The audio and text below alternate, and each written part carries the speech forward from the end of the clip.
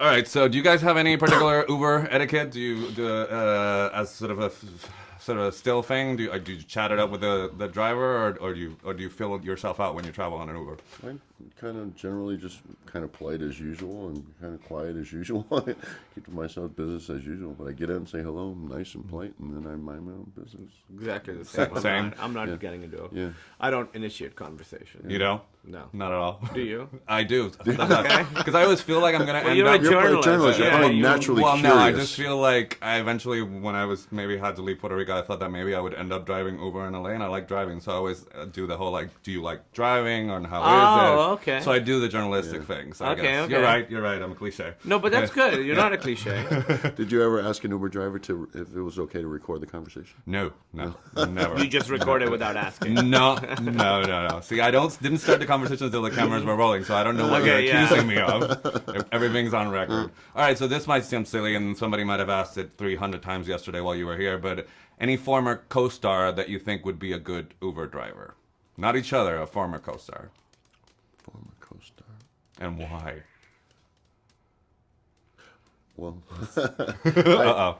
no, I was thinking of Paul Clementieff. And Which he'll be good? The reason why is because I think she's an interesting person. She asks like really quirky questions. She's a quirky person. She's a very quirky person. She is, and I think she might be fun to have.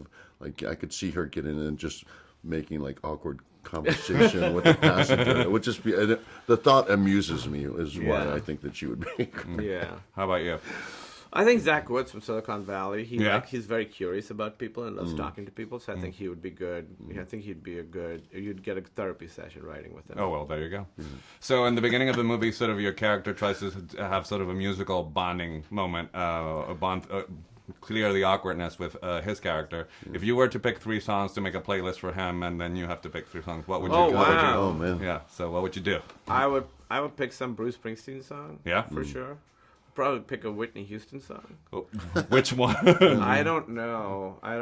There's so many great ones. Why the Whitney Houston, though, between the boss? I don't know, because the boss can be, they just have such different vibes, but to me, the emotion Is this similar. music that you would want to listen to, or that I would? That I would want you, that I like to That he listen would like to that I force want you to listen, yeah. want me to listen to? Yeah, Gotcha. and then I probably pick one very sad folk song. Yeah. So how about you, Dave? What would I- you pick for him?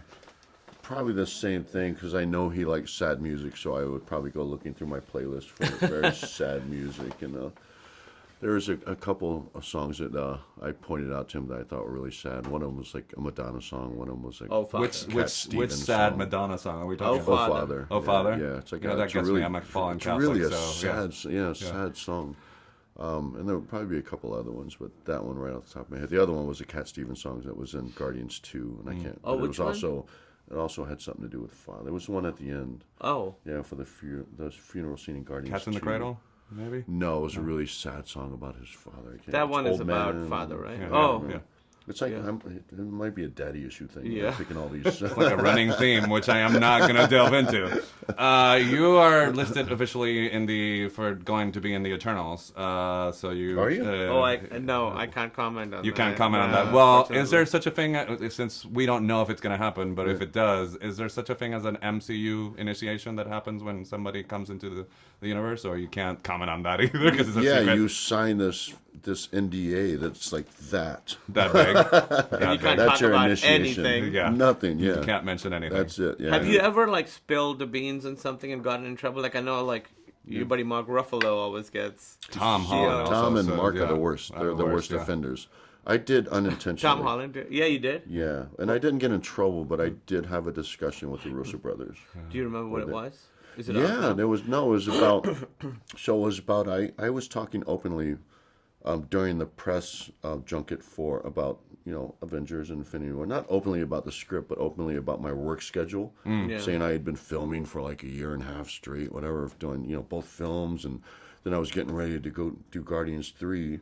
And then when we went, because I had not seen the film, I didn't know what was going to happen. We went The and watched. cliffhanger sort of. Yeah, we watched it, threw for and the I loop. disintegrated, and I was like, maybe I shouldn't have been seeing that. And then, so later when I had the little thing with Disney, people, used that and for headlines they say Bautista gives away spoilers, but it was really just me talking about my work schedule.